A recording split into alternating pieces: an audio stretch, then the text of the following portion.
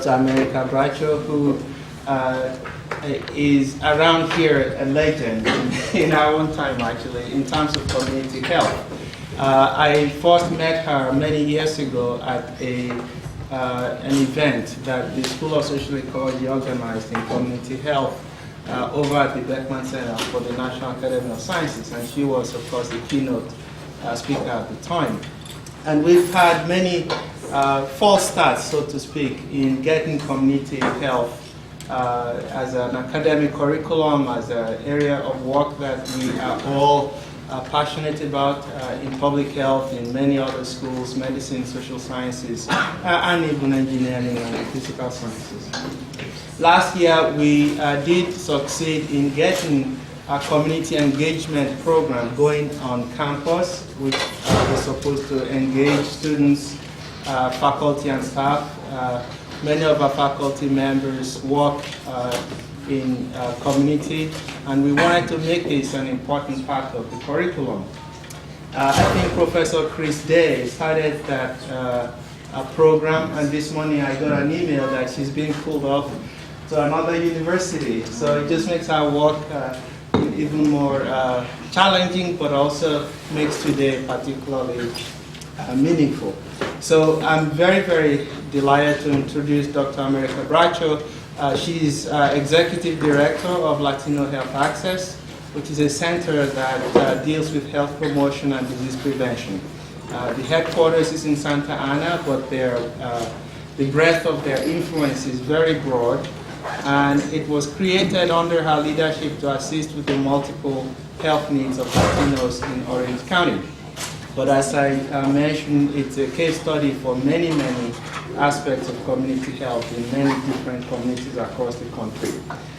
She is a physician who worked in Venezuela before seeing the light and getting her MPH at the University of Michigan in health education and health behavior. And I'm very sure that she would do wonderful work without the MPH, but I'm sure it also expanded her perspective in many ways, as we all hope to do with the curriculum that we have here. When she was in Michigan, she directed the AIDS project for Latino Family Services in Detroit, and she's a consultant for many organizations that we all aspire to be members of, including the American Academy of Family Physicians, the Robert Wood Johnson Foundation, the Institute of Medicine, and the Kellogg Foundation. All of these organizations that try to do good work in communities. So today, please join me in welcoming Dr. Bracho as a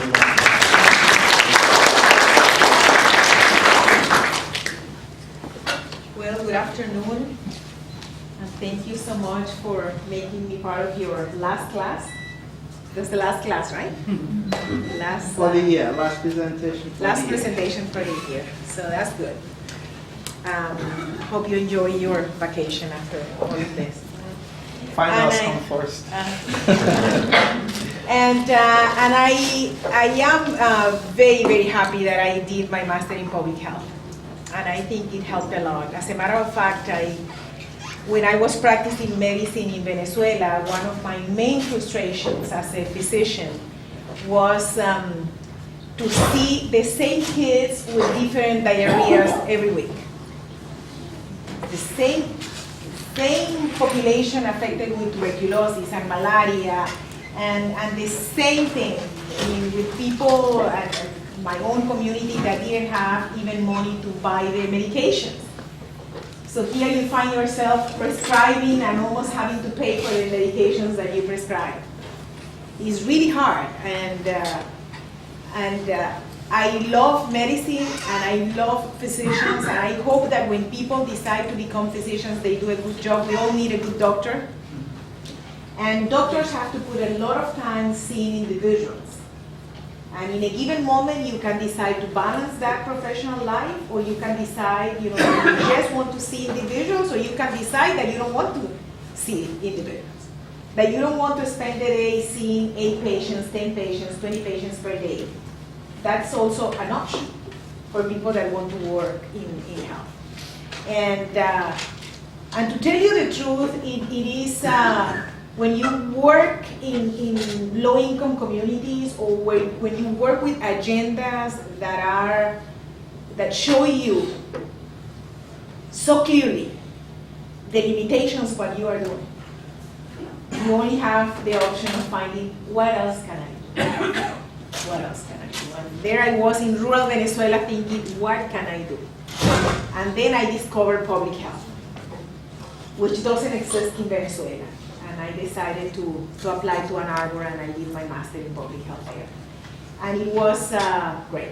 Since then, I have been in public health.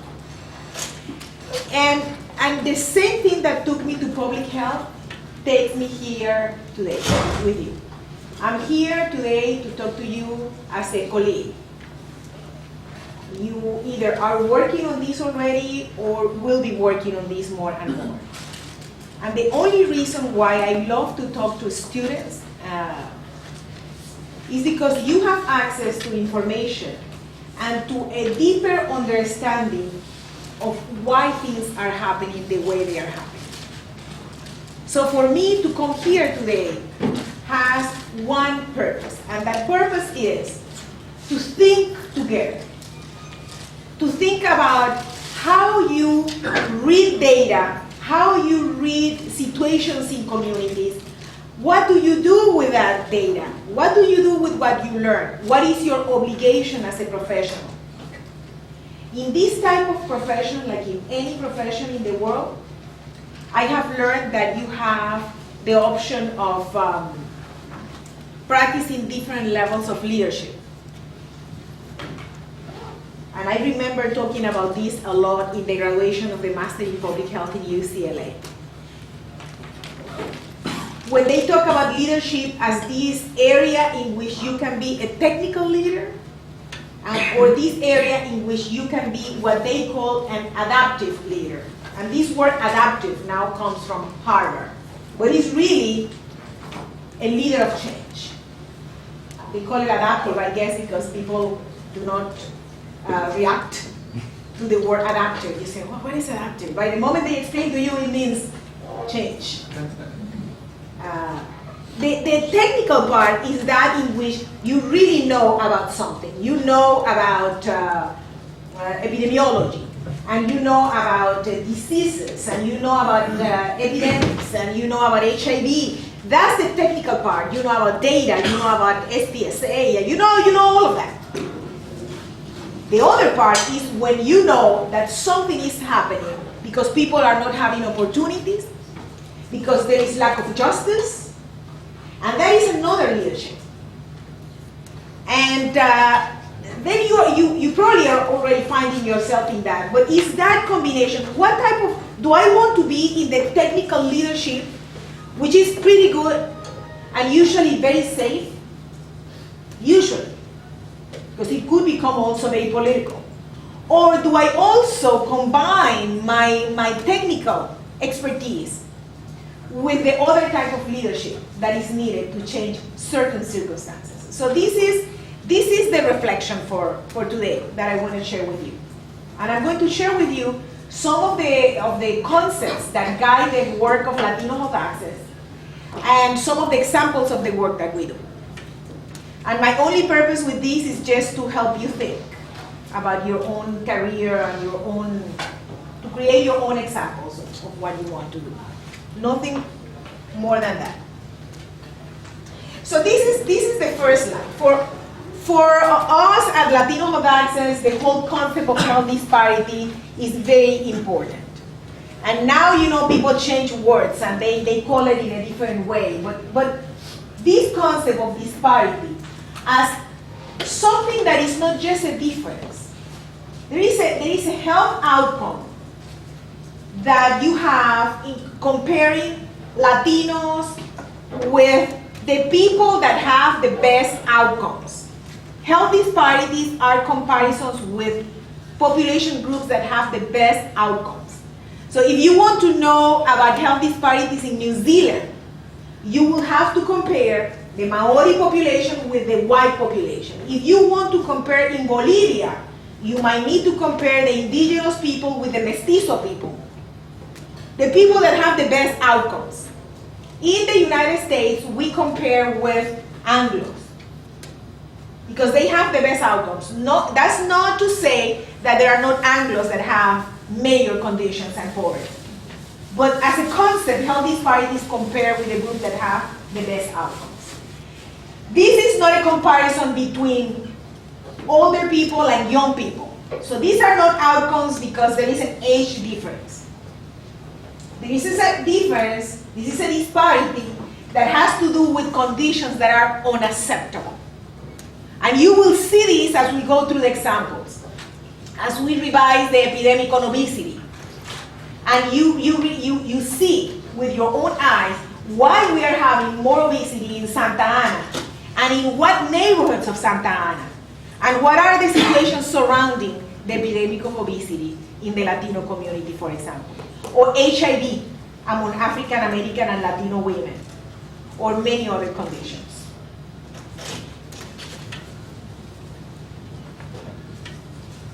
So in the discussion about health disparities, we talk about root causes.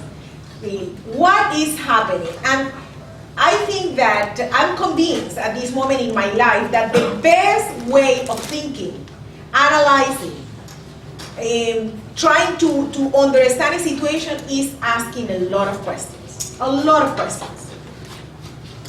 And the question here is why? And why? And why? And then you come up with different questions.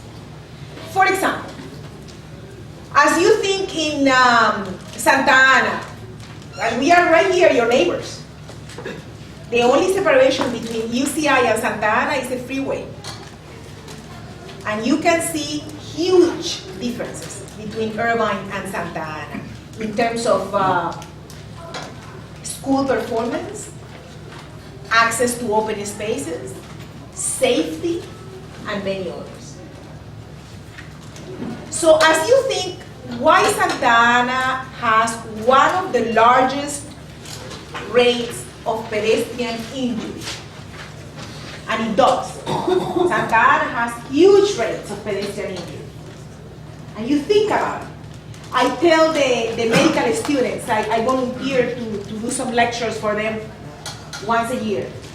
And I ask them to think in themselves going to the emergency room, working in the emergency room, and receiving during their time of work in the emergency room, receiving kids that are coming from the same streets in Santa Ana. So these are kids that are coming from Chestnut and Pine. And you do what you need to do, and the kid is there, and he's injured, and he's dying, or he's dead, and you happen to know that this kid is coming from Chestnut and Pine.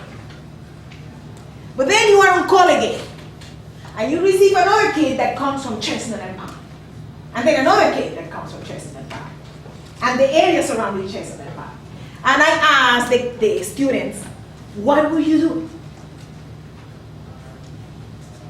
So what would you do? I would take my car and go to that place and see what's going on in that intersection. Something is wrong with that intersection. Something is wrong with that intersection. You will be amazed how many people do not think in taking the car and see what's happening in Chestnut and Pine.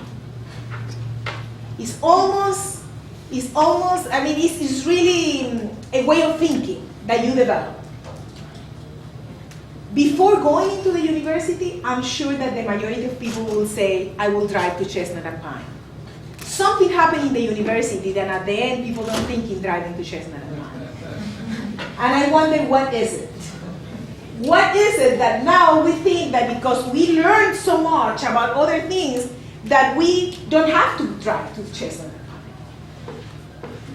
And part of my investment in this little hour that I'm going to have with you is that what you really need to do to improve the health of communities around the world, you already knew before going to the university. You knew that. That's why you came here. You went into public health because you wanted to help. And your heart was telling you that's not right. I want to help with this, I want to work with this community on that community, and you saw something that was very wrong. You cannot let all of this university and all of this knowledge to eliminate what really got you into public health. You need to use that information to enhance your capacity of changing these communities. So yes, you need to drive to Chestnut and Pine. What you are going to find in Chestnut and Pine is that it's very dark. There is not a stoplight. There is not a space for the kids to play. And the kids run after a ball and then they get injured. Then what do you do with that? You are the doctor in the emergency room. So what do you do with it? Maybe network with people from the health department or the public safety environment. You will go to urban planning, and what would you tell them? Sort of ask how you can create a park in that area or safety fences. You know, a lot of people have tried that. We are really busy here. We are doing some other things. So thank you for caring, though. So what do you do? Educate the community. So how?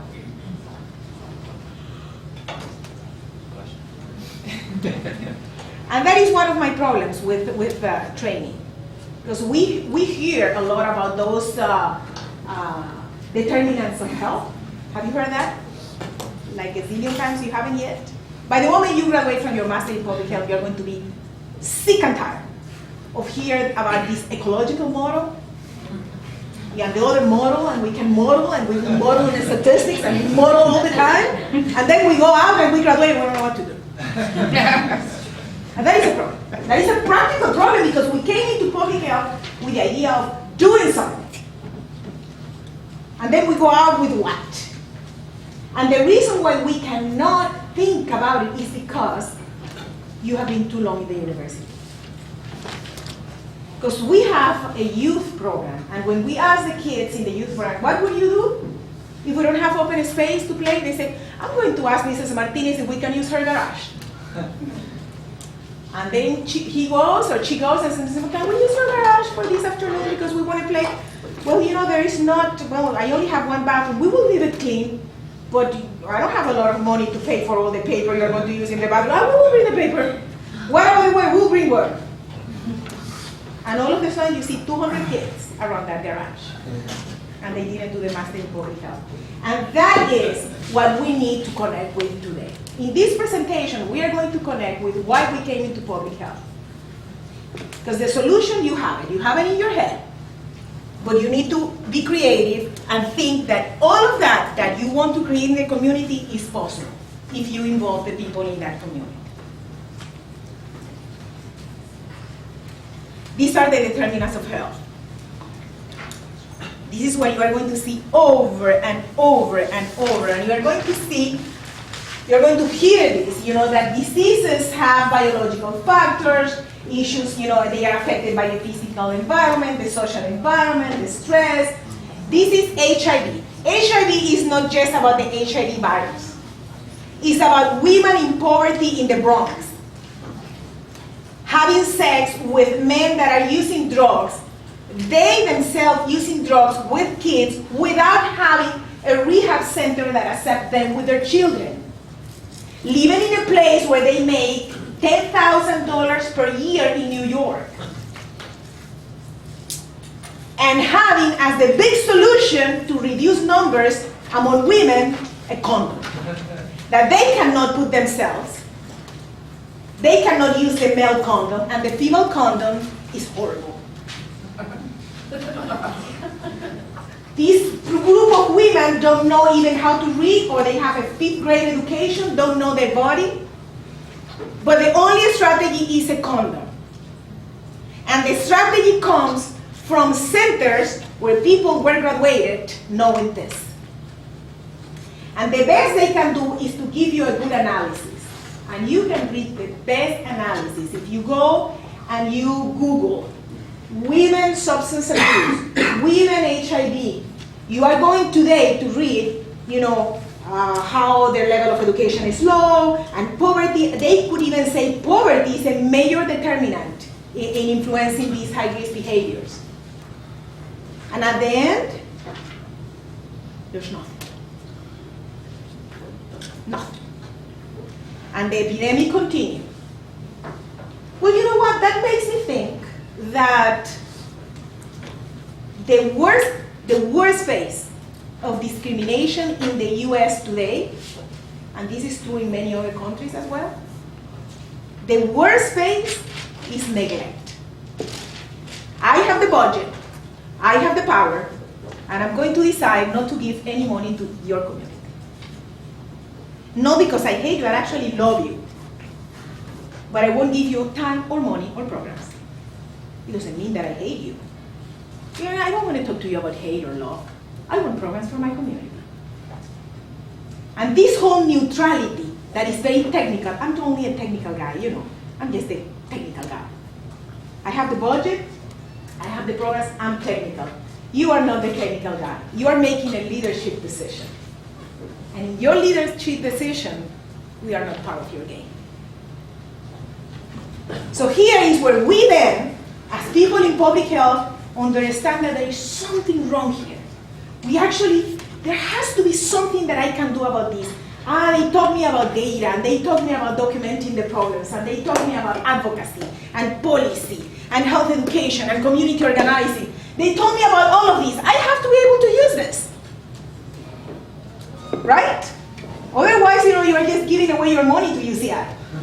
You have to be able to see, well, how do I respond to this institution that is allocating the money in this way when these are the disparities and these are the conditions and this is the only strategy that they are using. That's the problem for you. If you decide to take it, if you decide that this is important enough for you to put time saying, well, how do we organize? And for sure it's not going to be you alone. So these are some of the disparities that you are going to hear about. Infant mortality and cancer, cardiovascular disease, diabetes, HIV, immunization, but it goes on and on. You are going to see disparities in violence, in alcohol, in liver disease, in many, because there is a major disparity in poverty.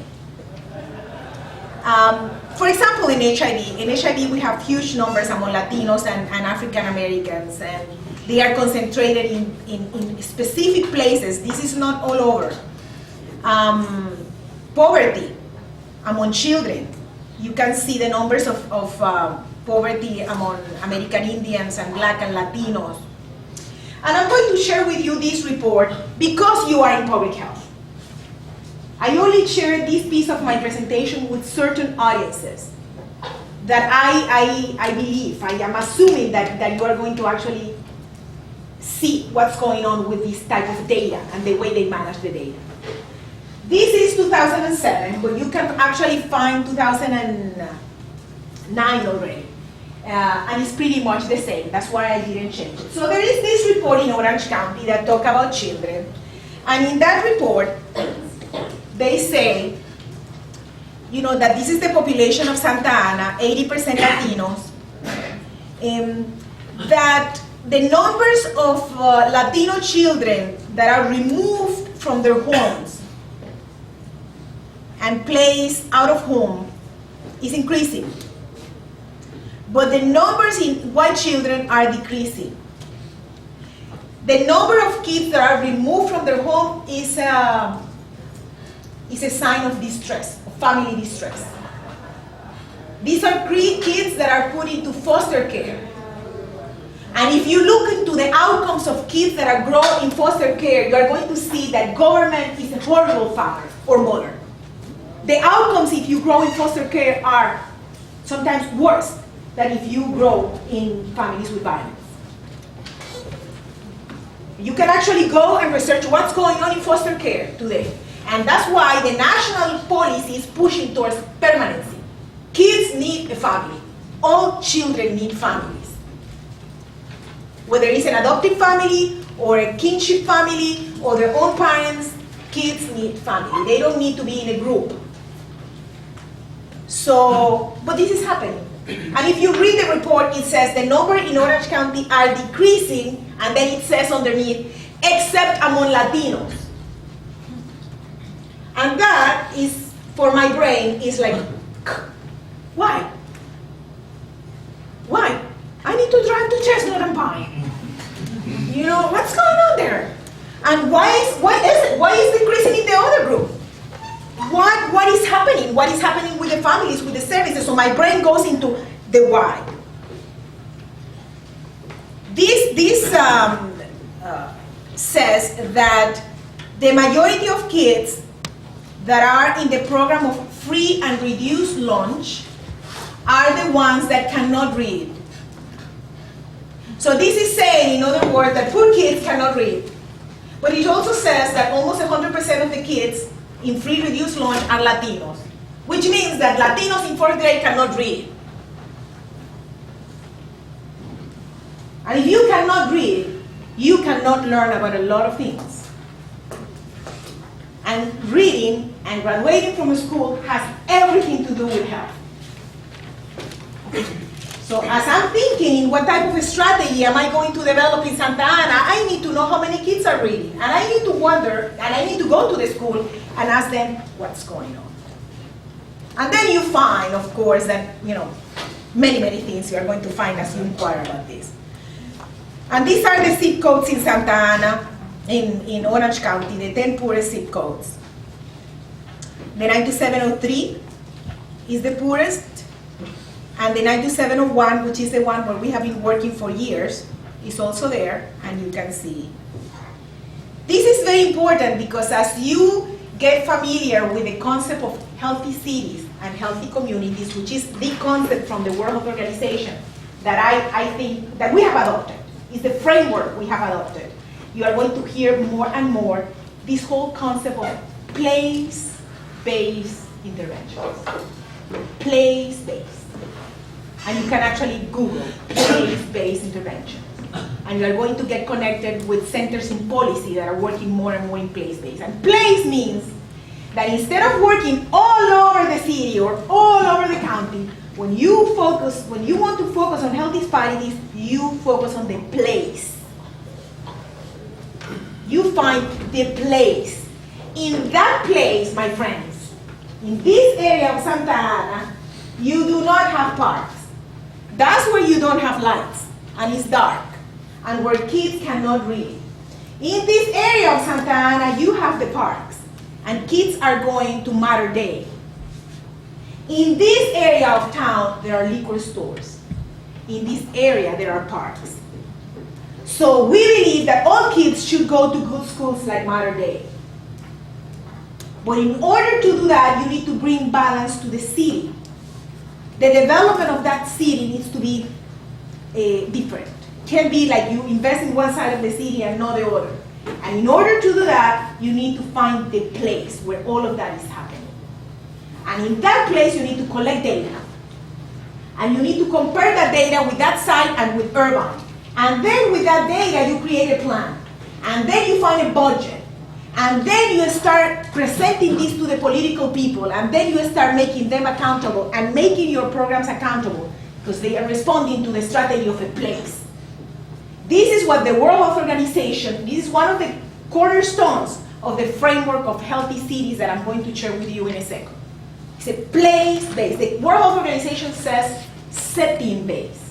Setting is the place-based.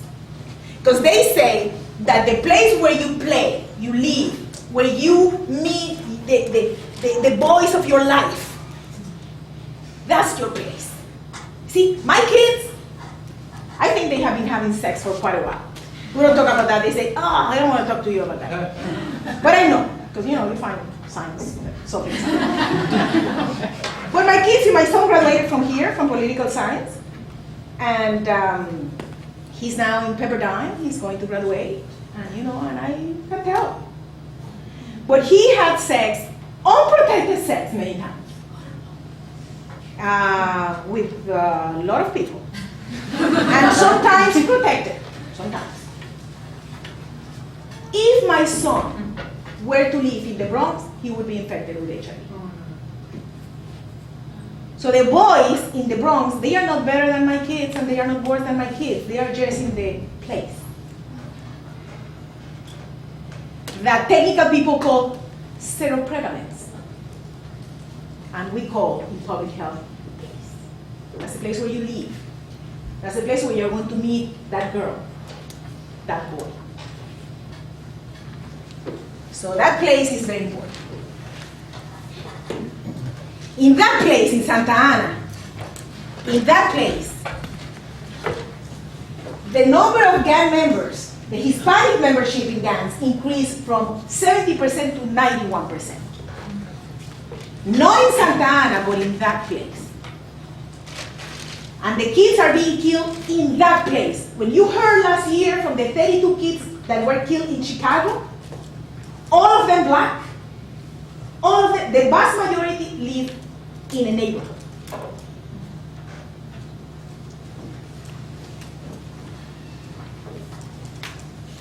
This is also true for teen pregnancy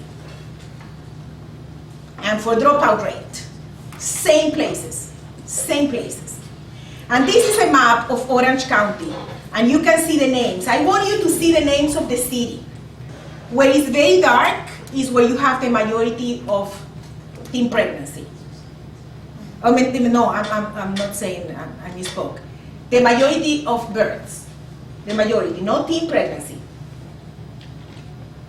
But as you move into the problems, like child abuse or gangs, then the names of the cities disappear from the map. And I'm not paranoid, and I know what is the name of the city underneath. So people can say, you can figure it out, America. This is nothing against you. Well, it is actually something that is not helping me, because when I show this map to any policymaker, they don't care. This is not saying how many kids are in Santa Ana. This is not saying how many gang members are in Santa Ana. This is not saying anything about Santa Ana. This has a bunch of triangles around a bunch of areas in that map. This data doesn't help us. So we are working in creating the first report that will be the second cornerstone for healthy cities, which is called a City Health Index. A City Health Index, which by the way has way more than health data. It has transportation data, housing data, safety data.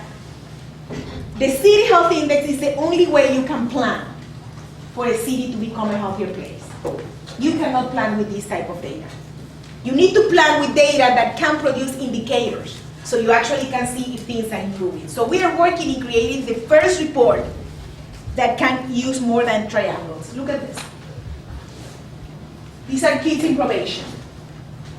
Well, we know that they are around Santa Ana and Anaheim and all of that, but I want to know where exactly. Not only that they are in Santa Ana, I want to know the census tract.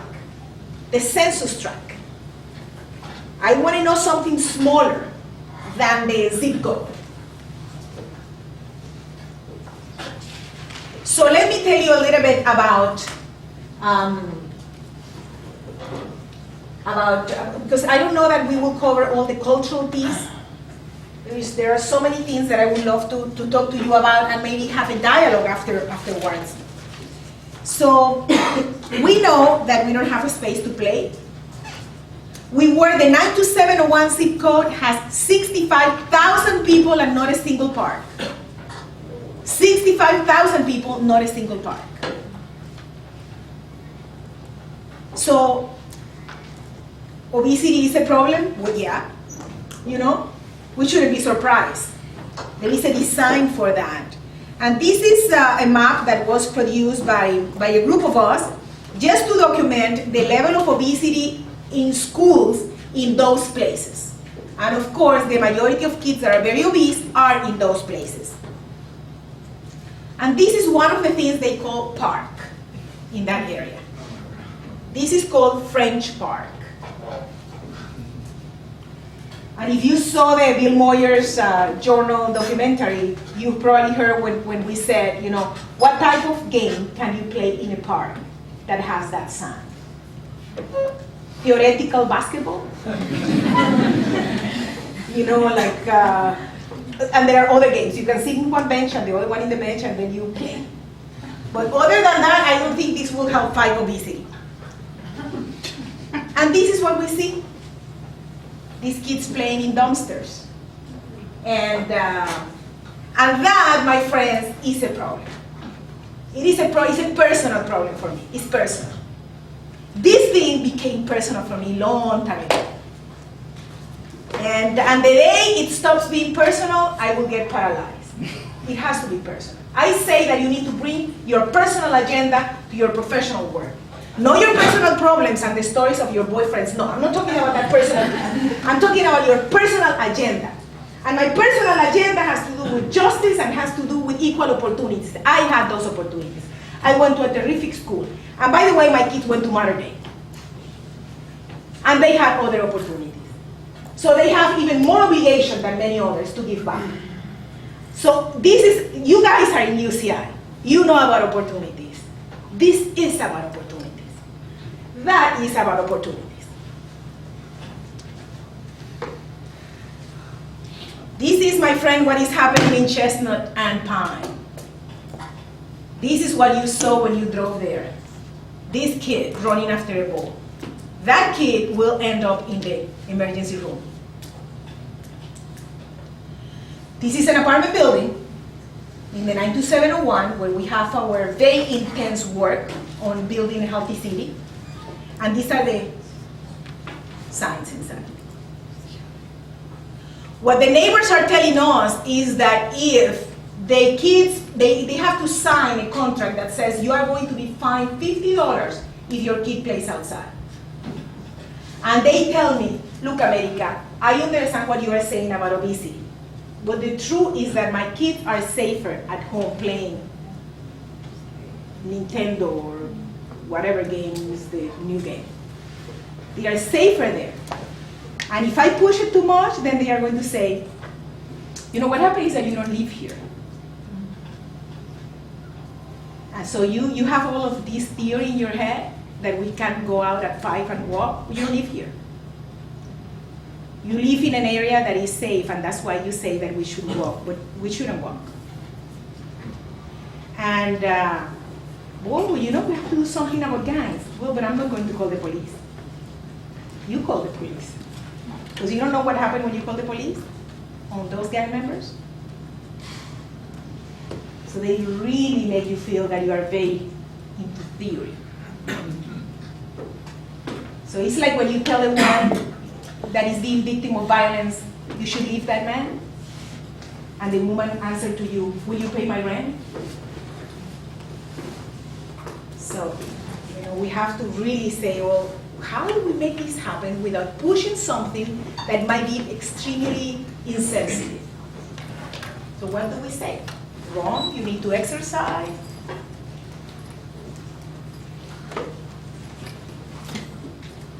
This is also some things that we find in those buildings. And we find moms that are taking care of kids outside their homes. And their kids are alone at home taking care of other kids.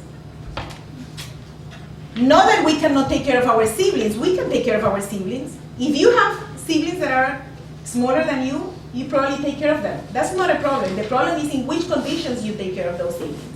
For how long? How well prepared are you to take care of your siblings? So you are going to see how we have integrated all of these analyses in what we do at Latino Health Access. Look at what the media, we know that children will buy things that the media is pushing. And we know what the media push and how they push. You know, and for people at our level in a Master of Public Health, this has to be a problem. Because you are going to be designing the obesity reduction programs, and this is what the media is going to be telling your community. So we need comprehensive interventions, and this is what they say about places. I wanted to share this one with you. We know this.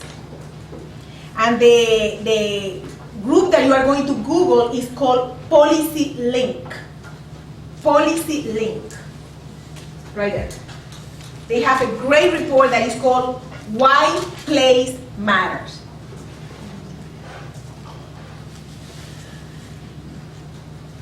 And I'm not going to go in detail in all of this part. You guys have my presentation. This is in your computer. You can request a copy of that presentation. It is here. It's with your professor. So ask for a copy and get all of that information. But I want you to take a look to the concept of healthy cities and what it means and what are the core aspects. So we are talking about a place-based intervention with a lot of community engagement, with multiple sectors cooperating, because if we want to do something about pedestrian injury in Santa Ana, we need to talk to the city, and we need to talk to the transportation people and the engineers, not just the health people. And at this moment, health people talk to health people. And we are just talking about health in a disease way. And that is not going to change communities. For communities to change, we need to talk to the business people and people from the bank. And we need to talk to the teachers, and we need to make them our best friends. Because believe me, the teachers want the kids to learn. So this is not about not wanting. The doctors want people to be healthy. So that's not the problem. The problem is not that they don't want to. The problem is that we are not thinking strategically. And we need to actually learn how to partner. And one of the key elements of healthy cities is called the multiple sectors table. You need a table that has people, young and old, gay, straight, from different religions, from different sectors. Because if you don't have that table, the people of the city will not own the process. And when people do not own the process of change, that change is not sustainable. You come, you dictate, which has happened a lot in the world. We go into foreign countries, we come up, we have a grant from the NIH, we decide to do a project, we do the project for 3 years, and then we leave. That is not going to happen. We need to actually work with the community in strategies that are sustainable. So here is the whole place base. I'm going to pass all of that, which you have. This is our group in Latino Health Access. We are 57 people. We are in the corner of Main and 17. We work with community workers that are called promotoras. These community workers are people that live in that community, that came through our programs and that demonstrated that they want to change their community. So we hire them. And they have now a full-time job with health benefits. And their job is to transform their community. So more than half of the people in our staff are community workers. This works in this type of strategy, and it also works in medicine. If any of you will go into medicine or any other strategy. We now are using promotores with Santa Ana College. They are called promotores de la educación. And these are promotores teaching parents why university is important. These are just people from the community, and we have a technical team that includes people like America. The psychologists and the doctors and the social workers. This is our technical team. And these are our children and youth promotores. We have more than 200 children and youth promotores. Our youngest community worker is 6. And they will go home by home doing outreach and telling you that they have an apple in their hand. And the apple is better than a pizza. Thank you so much. That's probably the 6-year-old outreach. Then you have the 11-year-old talking to city council, or the 15-year-old visiting the police. And so you have these kids, the vast majority unsupervised, the vast majority taking care of their siblings. So we have a group that is made out of siblings. So our youngest kid in the group is 3. And he's a sibling of a kid that is 12 that couldn't participate unless we have a space for their siblings. So they learn about CPR and fire prevention and poison control. We have had for 4 years the program on poison control for the state of California.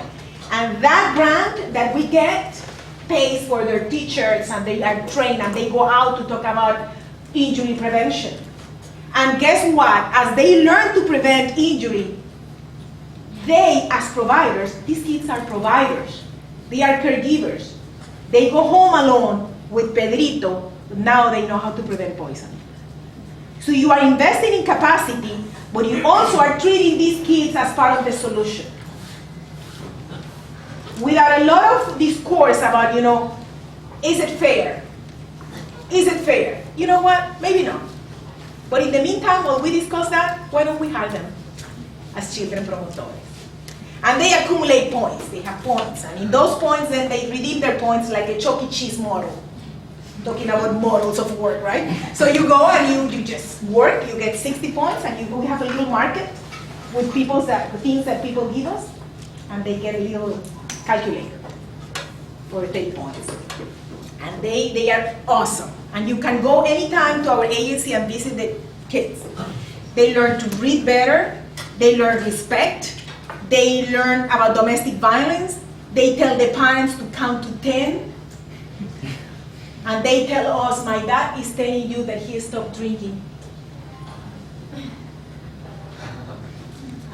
My mother has been crying for 3 days.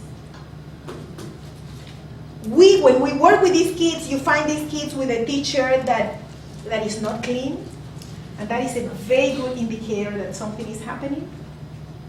And we have had the possibilities of helping these kids with moms that are in the hospital and left them alone.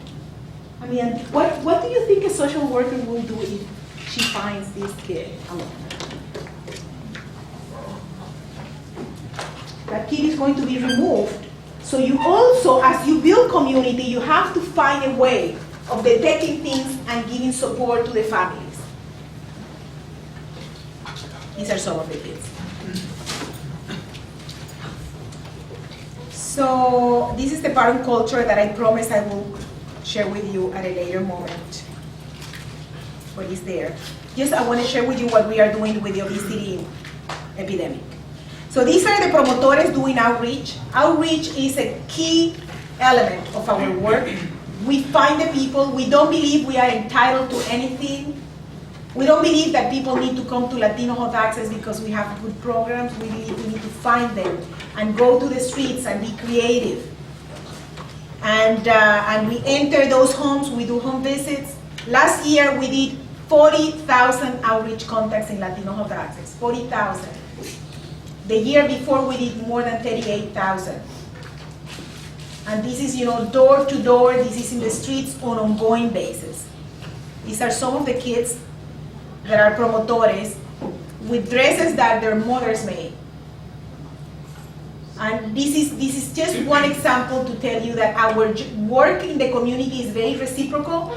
There is not a person that I have met in the community that doesn't want to give something.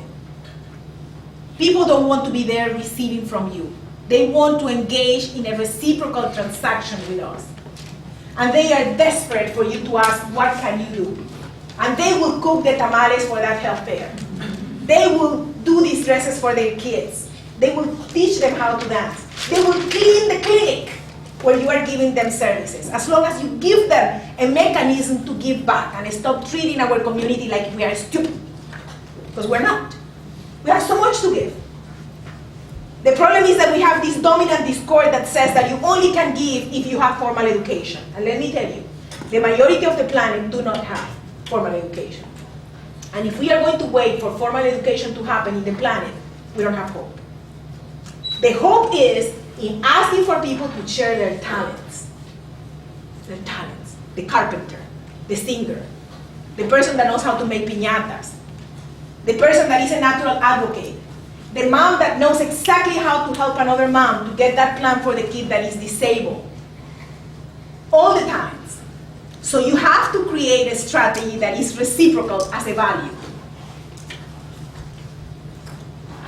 So this is Maria, who is in breast health. We do this is Latino Health Access sharing the data that we collected so people can say what is important. Some of the programs that we have.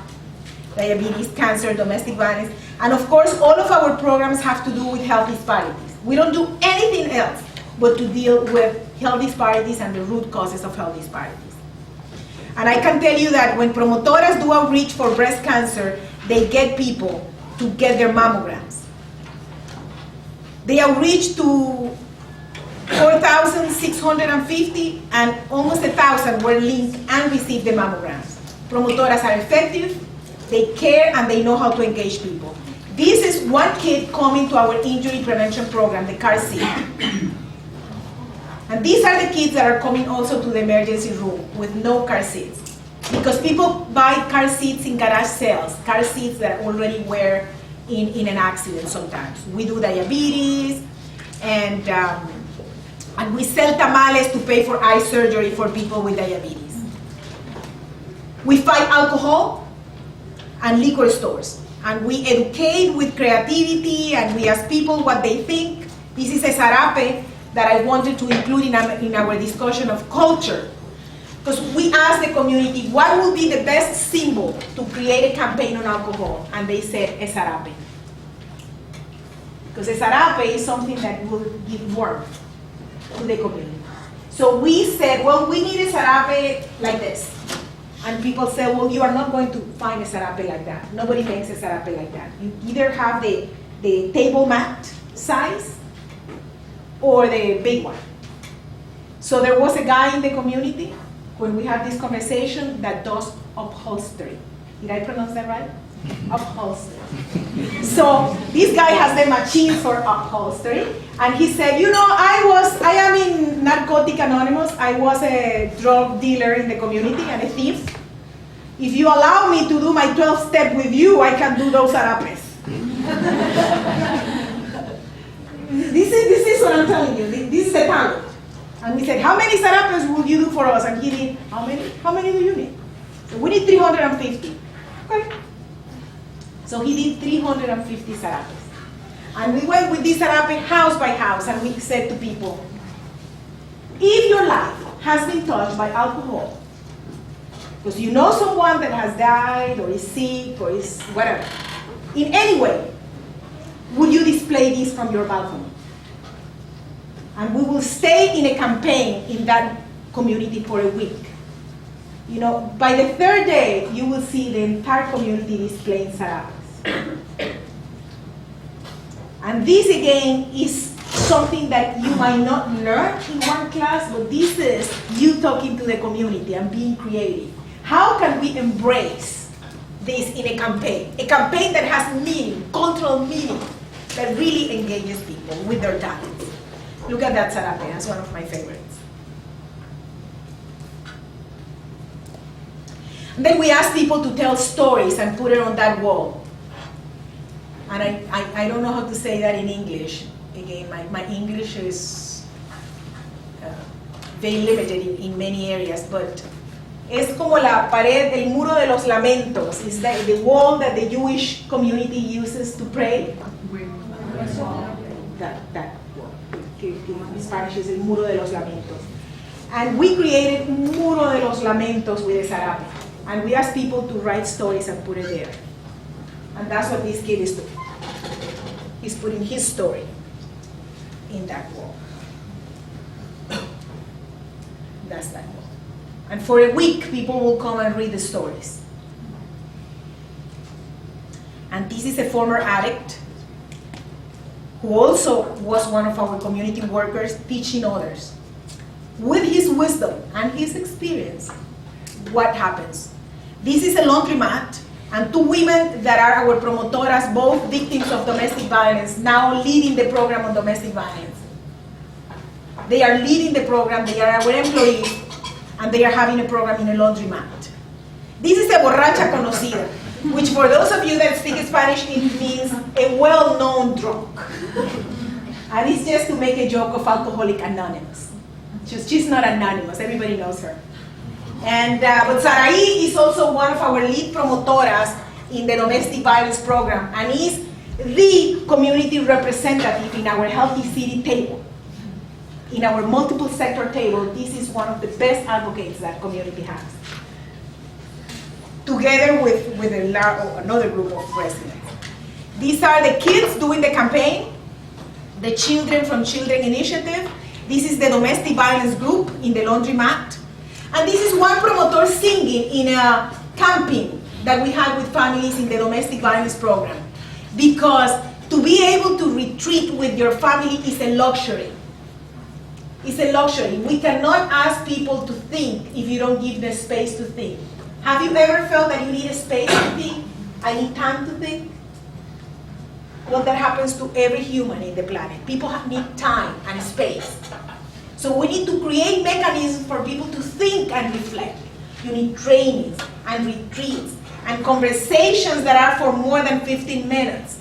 Because if we don't create a space for people to think, the only one that is going to think is you.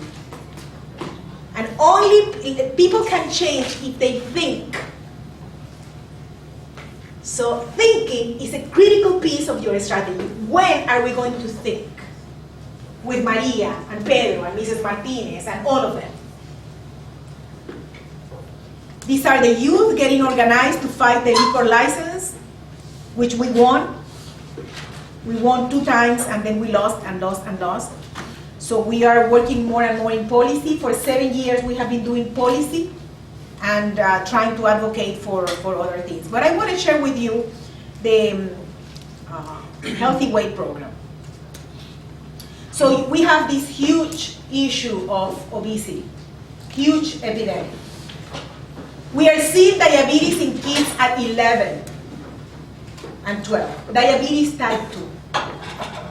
And let me tell you, my friends, that we are seeing people amputated at 40 and blind at 40. People that develop diabetes at 24. I don't know what is the math if these kids develop diabetes at 11. I don't know when they are going to be blind. And I don't want them to be blind. So we have this program on obesity, and of course I'm a health educator. And of course we have a great program that teaches people how to eat. And I love for people to learn about food label and nutrition and carbs and fat and all of that. So we have a very good program for kids and parents. And we follow up. We not only they lose weight during the program, but we follow up for more than a year. In the Latino Health Access program, kids continue losing weight after a year. 60% of them. 60% continue. Because we do follow up and all of that. And the other 40%, we don't know what happened. They move or they continue increasing their weight. 60% continue losing weight. So it's a good program. We don't have where to exercise, so we find a place. We find whatever, a backyard, a patio, a parking lot. And this is the practical side. This is where we are not whining. We want to transform the planet. But guess what? We have a bunch of kids obese today. So as much as I want to transform the world, today someone is going to go blind. So we sell tamales to pay for surgery. And in the meantime, while we get apart, we are going to do exercise in any place in that community. We are in the today and we are in the tomorrow. We are in the short term and we are in the long term. So this is one of the bands that someone donated to us, and of course the kids that love to tag started tagging the van, and we were paying fines and fines to the city. So we decided to transform the van in a fitness room on wheels. So this is the same van that the kids painted, and now this van go to every place in the neighborhood for kids to play. You know, and these are your short term, what they are called early wins. And this is what gives people hope, because then you can talk to them and say, you were saying, Mrs. Maria, that it's not safe for Pedrito to go out. That actually you'd rather have him watching TV. And you were saying that probably I couldn't understand that. But guess what? We have a van now. And you can come to the parking lot of the church. So now we can talk about the future because we are providing solutions for the today. Now you are not that guy or that lady that lives elsewhere and just come with theory. You're coming with a van for their kids. Now we can talk about a plan for Pedrito to stop watching TV. Because now I have an option. You are helping me to have an option. These are the women coming to exercise. The women coming to exercise because they want to be pretty. Not because they don't want to transform the world or anything. They just want to be pretty. So we bring them to be pretty, and then we invite them to learn about nutrition and the school, how the kids eat. And then we invite them to the leadership training. And we go into a leadership retreat with the women of the community. There is nothing more powerful than the women of our communities, period. Doesn't matter the color. Women are just amazing. We are amazing. But really, there is plenty of research that says that when we educate the women of the world is transformed. Now you blame the researchers on that one. But it works for us. And these women, I'm telling you, they are incredible. And when they were trained, they decided they wanted a park for their kids. And they fought for that park and fought for 7 years and provided testimonial in city council. And we sold food everywhere to get our park. And this is one of the kids providing testimonial. And this is the lot that was identified 7 years ago. And this is what you can see in the Bill Moyers program. This is what they feature, the fight for this park. And after 7 years, we actually got, this park has 4 parcels. 3 parcels belong to the city, and 1 belong to a local market. The city told us, we will let you use the 3 parcels at $2 per year for 40 years if you find that other lot, if you get the other lot. Well, guess what? We got the other lot. And this local market gave it to us. And after, again, 7 years, going into 8 years, this is going to be the first park in the 92701. And we are doing groundbreaking on November 15, and you are invited. This is the first community center for the families in this area. With the help of St. Joseph Hospital, McCarthy Engineer, Taylor Architects, Northgate Market, and the people of Santa Ana selling carne asada. And this is just 0.5 acre park. But it's our hopes for change. Right there in half acre. This is going to be the park. And this is our partnership with the school district. We are fighting for policy changes. Policy changes. We want those schools open. The school closed at 2:30. There is no PE in the school. At 2:30, we don't have access to the schools. So we have the band, and we have the classes, and we are fighting for the park, but we are fighting for even longer term things, which is open the schools. Make those schools community centers for our community. We are working with the police to make that safer. We are working with the school. We don't want the schools destroyed. We want programs in those schools. So now we are not fighting against the school. We are fighting with the school so we can get the resources to open those schools. And it's complicated. It's not simple, and those are long-term strategies. These are the children visiting Lou Correa, our senator, visiting our city council member. These are the kids marching for peace. Every time someone is killed in our community, we march for peace. And this is the families of that area going to a town hall meeting to finally decide what they want in the plan that is going to the California Endowment for 10 years of funding for Santa Ana to become a healthy city. After all of these years, trying one thing and another, more and more partners that have money are trying to assist community with this. And the California Endowment actually selected 14 sites in California, and Santa Ana is one of them. And in that area now, many years later, we have 47 youth participating in the steering committee, 47 adults, and 30 organizations. Tomorrow, we are approving the plan that is going to be sent to California Endowment for 10 years of program in one place in Santa Ana. So, you know, many things to learn from the process, but the families are ready to participate if you work to activate your community. And the kids know what they want. This is Saraí, the lady from the domestic violence project that I showed you. This is Saraí in one domestic violence group.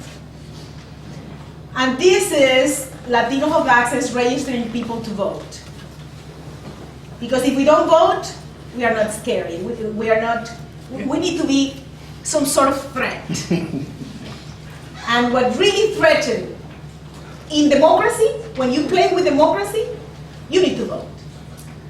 An organized group of citizens is really the only threat for people to pay attention. So I'm going to just finish there, because it's already 1:05. I'm going to finish there to take some questions. Thank you so much.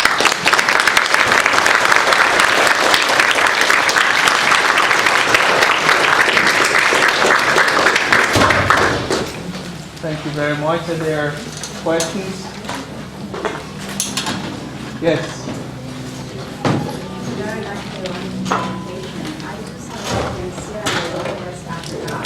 And my graduate program and some of the programs that we have within could actually be applied. And I was just wondering if you have any model or some part of the program that have been any model in a different country or different parts of the world. If not, I'd like to do first. So people invite us to do training.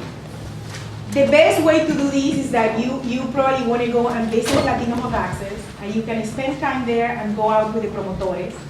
You can do outreach, you can learn about the agency, the creation of the non-for-profit, the way we find funding, because we have been now 17 years in existence, and there is a way of funding these programs that you want to learn. So we have been invited to different places to train on promotores, and I would be delighted to share that with you. From Oaxaca to Trinidad to Australia to New Zealand. But the program is your program for Sierra Leone, with the people of Sierra Leone, hiring the people from Sierra Leone, and getting money to pay them, not to pay the researchers, and having the community as volunteers. No. You only get volunteers from the community if you get volunteers from the university. But if you pay the university, you pay the community. How do you oh, Tom, go ahead. Okay. The programs that you discussed, were all positive and everything, and there was a certain sense that it was smooth because you went through it so quickly. But, so I'm interested is, do you have an approach, because not always when you try to bring people together do you get agreement. There can be two factions or something and they want to do a very different way or they want to do something else. How do you have sort of a Consensus, right? Right. method for that? And I promise that I could come and have a conversation about the entire creation of this Healthy City Santa Ana with 130-some people in the city committee. How do we create consensus and trust and respect? And it has been a long process. But if you read the literature about Healthy City, you are going to find something in common. The community was never engaged. And they say, the people that write these books say, the only problem with this process was that the community was not engaged. The only people at the table were professionals that get paid to participate. So of course, if I ask America to sit at a table, I mean, I'm getting paid, whether I am here in UCI or whether I am in a meeting. So we said in Latino Health Access, if we want to really create a healthy city, the first thing we're going to do is to engage the community. So that was 17 years ago. And we started building trust with the community. So at this moment, many people in the community, not all of them, the people, because we are not entitled, they don't owe anything to us. But the people that have worked with us, trust us. So when the Healthy City program came in a more formal way, and we invited them to participate, they came. And we were able to negotiate and to talk because they would have their minds open. And also because we were very open with organizations in the same way. We had relationship with the organizations, we cooperated with them. We even had a one-day retreat just to talk about respeto y confianza, respect and trust. Because the organizations were saying that the community needs training, and the community was saying that the organizations need training. The organizations were talking about logic models, and the community was talking about a place for their kids to play. And they were like, one was in AM and the other one was in FM. And here is, there's a lot of work. These are meetings at 7 in the morning and 9 p.m. on Saturday with childcare and food. And around $70,000 in stipends for the community to participate. And people that were leaders and would participate, the majority of them, but now you can actually, instead of cleaning 3 houses today, you can clean 2. And we're going to give you a stipend so you can come at night to a meeting. And the process has taken 15 months to submit a plan on June 2nd. Tomorrow the community is going to approve it. And only because you asked. I have to tell you that at the end, the plan has this huge piece on immigration. And the organizations were not expecting that. The community wants immigration reform. So if we imagine a healthy city plan that is going to a foundation, and the city, the police, probation is in the plan, and the plan says immigration reform. And it says that the police cannot stop people like they do in Arizona. Now the organizations are like, we can't support that. Imagine this disaster. And they will have to take this to the Orange County Board of Supervisors, and of course nobody's going to approve that. And finally we said, we actually don't need the approval of the organizations for the plan. We only need your work to improve systems of care.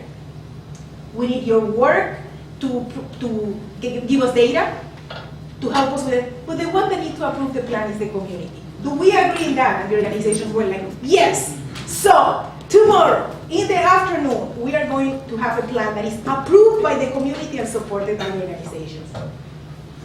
And if you think 15 months, it wasn't 15 months, it was 70 years of work. Telling people, not only that, but telling people something that I learned and I have dear in my heart. If Latino health access could change Santa Ana by itself, it would have happened. Correct? So we only have been able to do what we have been able to do.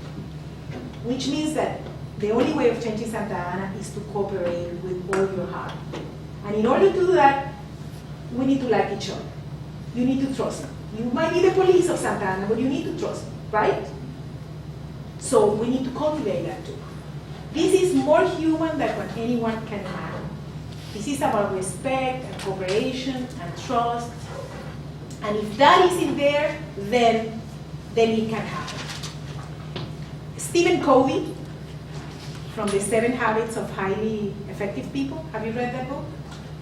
If you ever want to read a good book about what really is needed for change, read that book. He even talked about the emotional bank account, which you need to put some money into the emotional bank account. If you only have withdrawals, and you betray me once, and betray me 2, and betray me 3 times, and 4 times, your account is in 0, my friend. Actually, you owe me money. So next time you want to partner with me, guess what? No. So Stephen Covey says something in Latin. I think it's Latin. And he says that in order for you to really engage with people, you need 3 things. Ethos, pathos, and logos. And that is, you need a relationship with that person, you need trust, and if those 2 things exist, then you can deal with knowledge. And this is also what we try to share with people in medicine. You will not be able to share any knowledge about diabetes with a person if you don't have a relationship, if she doesn't trust you, then you can talk about pancreas. Same thing with the community. You have the relationship, they trust you, let's talk about change. But if you only want to talk without a relationship and trust, it doesn't happen. And that needs time, and you need to prove yourself over and over. Whether you are white, black, Latino, or Native American, you need to prove yourself. The community doesn't care that you look Latino. They care about the fact that you care. It doesn't matter that you are white with beautiful blue eyes. In that community, they are not going to believe you because you're white or because you're Latino or because you're black. But if you walk with me, then we can talk. And for us, it has been amazing to see the community engagement that we have in this project of Healthy Cities. The residents want to create their own structure. They don't even want to be part of Latino Health Access. They want to have their own structure with their own decisions. And this is amazing what is happening. And we are just seeing that and saying, when you do true community work, people grow wings. And then you need to build a larger airplane, my friend. because otherwise you need to chop their wings, and that's not what we're going to do. The community is now convinced they can do it. Going more in detail on your place-based strategies, the part that you're able to convert, I was wondering if it's completely innovative in that like no one's ever done before in these types of communities, and also like what's the mile radius that people within the 1971 area, like you said, are willing to come to this park consistently in order to get their health benefits? Right. Because for other parks or park areas in Santa Ana, did you have any plans to also? Correct. Well, the first thing is that there are many projects on healthy living around the world. In Santa Ana, this is very unique. This is the first park that actually is our park. The city doesn't want to have anything to do with the park. Because they don't, if the park belongs to the city, they need to keep it open. So in order for us to be able to close it, because the community, even the community doesn't want the park open. They want that park closed at 10 with gates. Because they are afraid of what happens if you leave them open. So you need to deal with all of that. The park is just an urban park. It's a little park for people to walk there. So this is your class, and this is your van exercising with kids in parking lot. This is your short term today. This is your park in that little place where people can walk. And this is open the schools forever so people can have community centers all over the city. So you work in short term and long term. And that's why the true change in community work happens when you do policy. No matter what you do, they say in Healthy Cities that you are going to start your public health strategies providing services. Diabetes, HIV, that's the first level, and you are right, we skip all of that. But I might want to do something just on Healthy Cities. The first step, they talk about stages in Healthy Cities. The first one, you enter a community with services. You need to build trust. You have to have something of value for that community. Then you do more services with community engagement. Then the third level, you do even more community engagement. Now you are hiring people from the community. It's really deep. In the fourth level, you are starting to deal with policy. In the fifth level, the city is now having health policy in the general plan. So we are in the fourth level. The city of Santa Ana doesn't have health at all in their policy plan. The city of Irvine hired a person to deal with health, I think 2 years ago. And it's the only city in the county that actually has a health person there. Doesn't mean that it has great policies on health, but it's the beginning of having something in the city. Without the policy change, cities will not improve. Because policies that liquor stores are in those neighborhoods, that the parks are built in other places. It's because policies that schools don't open. It's because policies that those streets don't have lights. It's policy. So if we don't work with policy, we are going to be working with charity. You get a grant, you put a little light, and your grant is gone, and that's the extent of it. In a given moment, you need to do that policy change and understand that if we don't change policies, we are not going to be able to bring sustainable changes. On that note, thank you very, very much.